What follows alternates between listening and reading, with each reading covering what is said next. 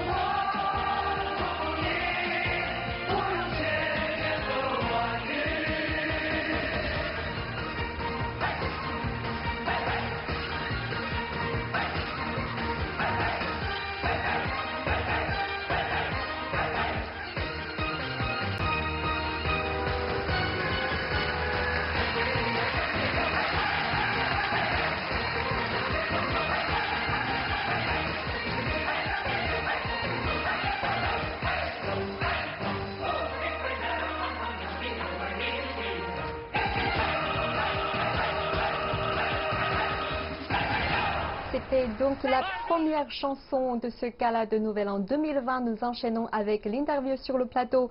Utine, vous avez évoqué que la première édition de ce gala était en 1983. Oui, c'est ça.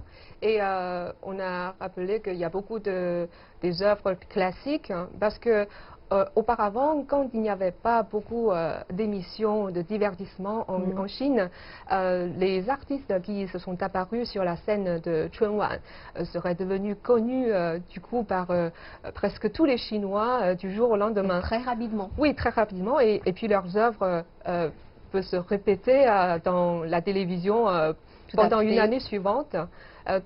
Mais aujourd'hui, le Chunwan, c'est plutôt un gala qui rassemble tous les artistes populaires de l'année.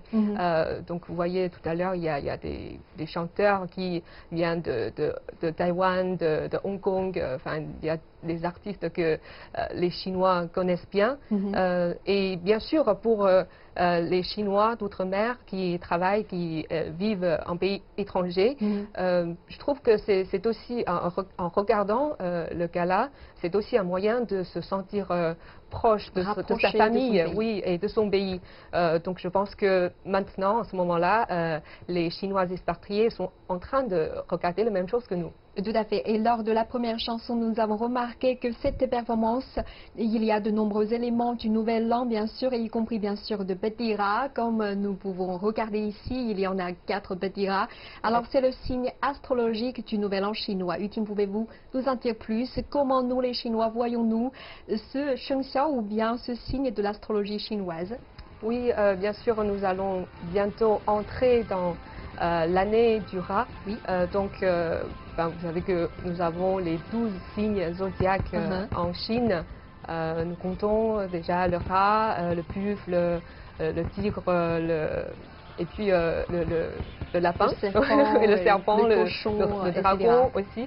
Et pourquoi le rat est le premier est au premier de ce siècle. Je crois qu'il s'agit d'une culte ancienne chinoise qui peut dater jusqu'à la haute antiquité. C'est-à-dire dans les yeux de nos ancêtres, ils trouvent que le rat il est très agile et très intelligent. Et ils croient que le rat a le pouvoir de grignoter un trou dans le ciel, oui, pour quitter l'âme d'un décédé jusqu'au paradis céleste. Donc ils ont dédié une image divine au rat.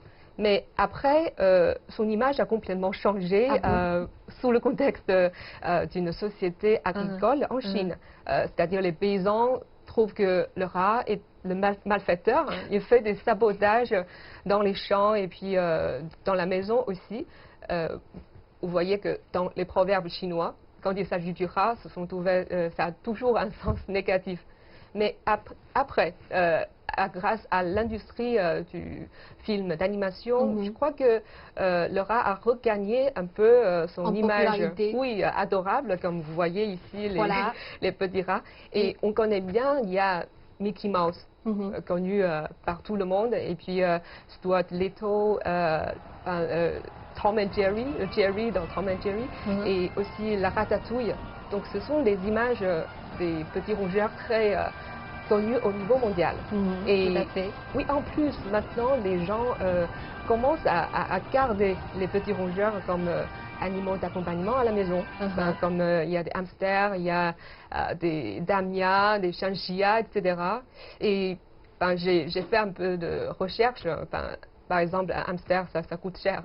Ah oui, c'est ça coûte cher. Et en plus, il y a la nourriture et puis les équipements, tout ça, ça coûte une fortune quand même. Tout à fait, les rats ont une image assez complexe et maintenant c'est plus en plus en popularité. Alors ces dernières années, le gala que nous avons regardé tout à l'heure, en fait, n'a jamais cessé d'évoluer afin de répondre aux attentes des téléspectateurs. Par exemple, cette année, plusieurs présentateurs ont fait leur première apparition. Alors nous avons remarqué bien sûr d'autres changements, lesquels, Yajing?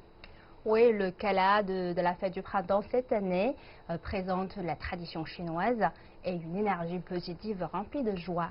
Et on peut voir des avancées et technologiques. surtout, il y a des danseurs étrangers qui vont apparaître maintenant. Regardons un peu les images sur place.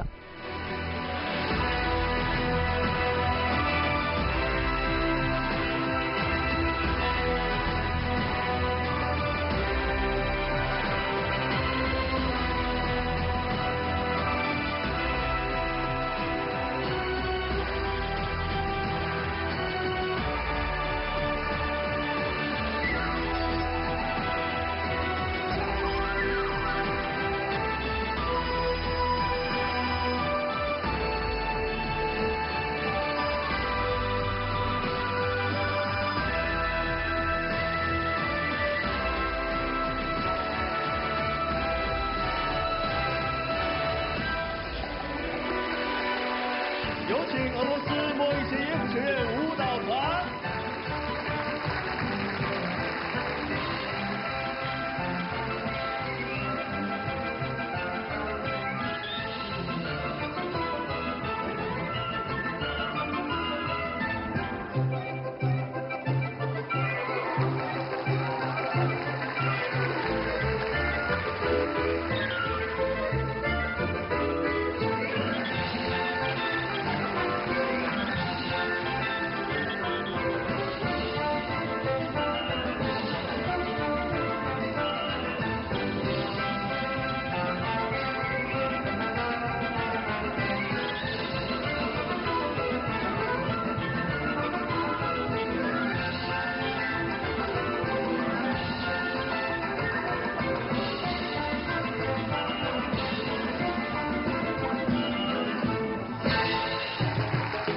欢迎喀麦隆阿贝舞团。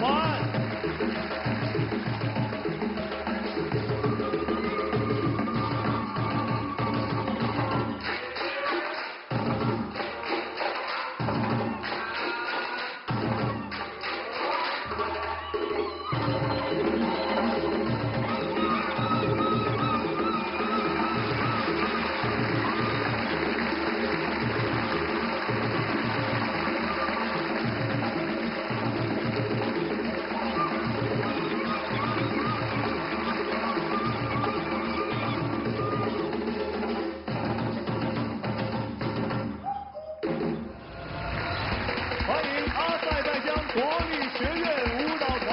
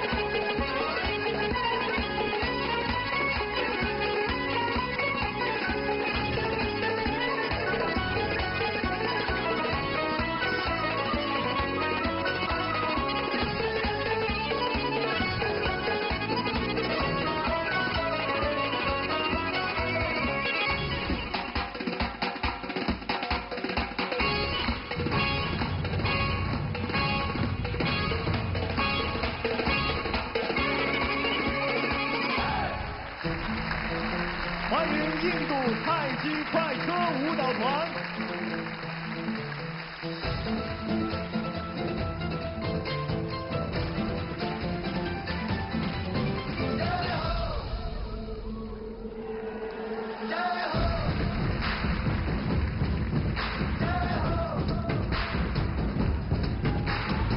आजा आजा जिंदे शामी आने के तले आजा घरी वाले मिले आजमाने के तले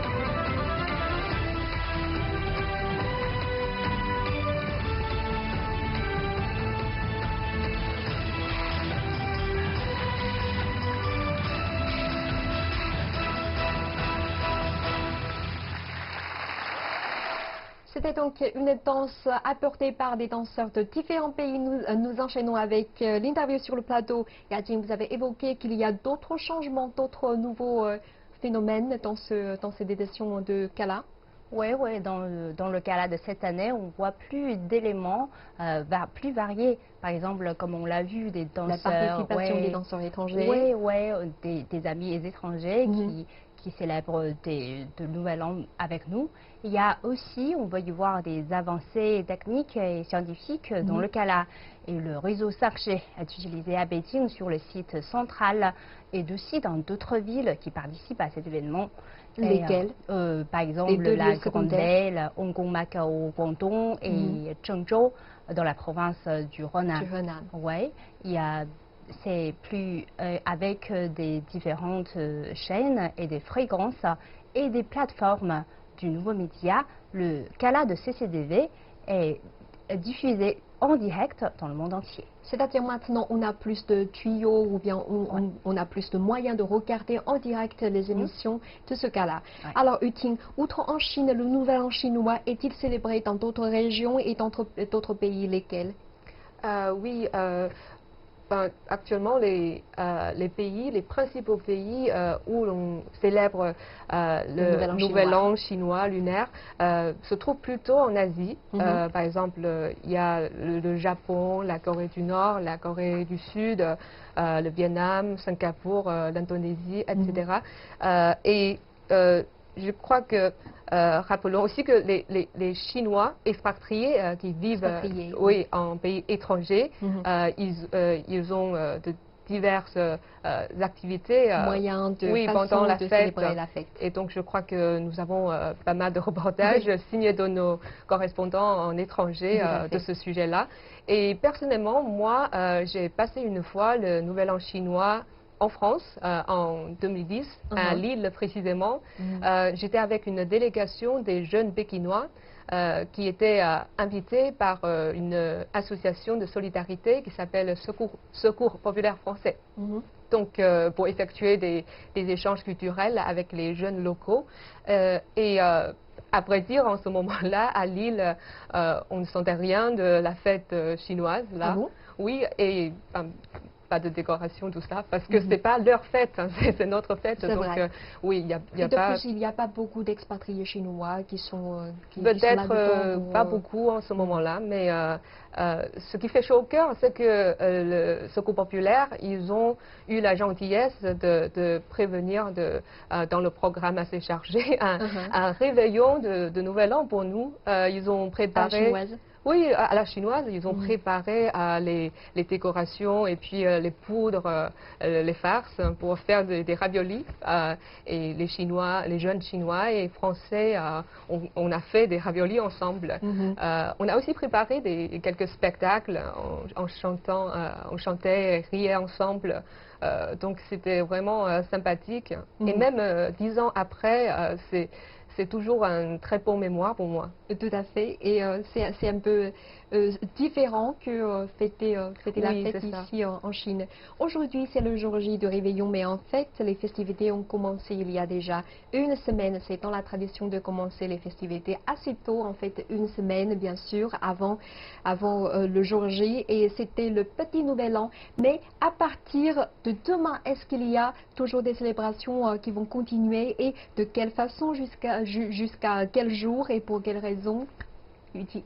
Pardon, Yajing. Oui, les célébrations continuent demain parce que généralement la fête du printemps se termine après la fête des lanternes. Des lanternes, à propos des lanternes. Oui, lanternes. Ce sont des lanternes. Oui. Regardons sur lesquelles il y a des caractères auspicieux.